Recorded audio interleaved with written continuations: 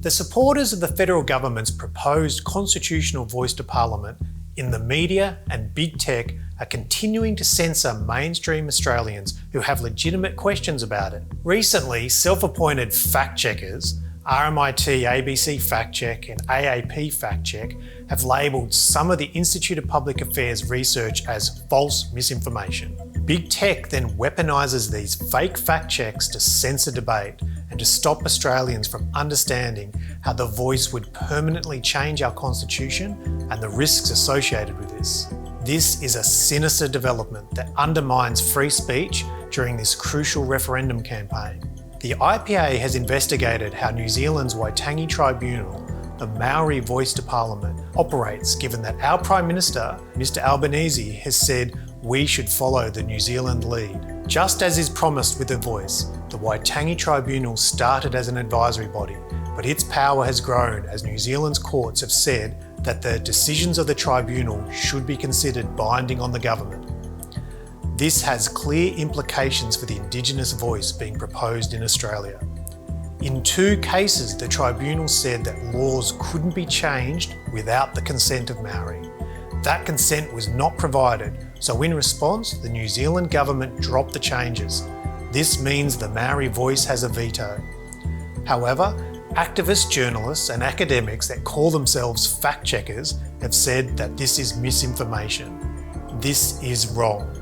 These so-called fact-checkers are not official organisations, but partisan activists who are campaigning for a yes vote, yet they don't bother declaring their interest to the public. There is no right of reply, no right of appeal, and RMIT even admitted to the IPA in correspondence that its fact-checking involves nothing more than obtaining quotes from so-called experts with a different opinion.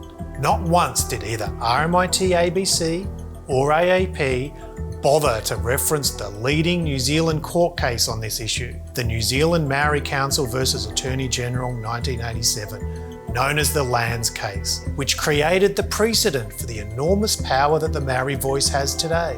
But big tech will still censor anyone who falls foul of these self-appointed fact-checkers. Even more worrying, the supposedly independent Australian Electoral Commission, who will be responsible for monitoring the referendum and even counting the votes, is teaming up with the fake fact-checkers to curate a misinformation register, which will suppress the no vote. In a free and fair society, everyone should be able to express an opinion. It is entirely reasonable in a democracy for someone else to reach a different opinion and to express that opinion freely. But to seek to censor alternative views through labels such as misinformation diminishes us all.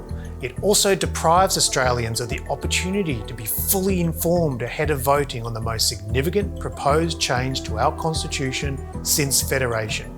During a contentious referendum campaign, Australians should be able to make up their own mind based on all the evidence available, not just what the elites want you to know. For more information on the IPA's research, visit our website at www.ipa.org.au.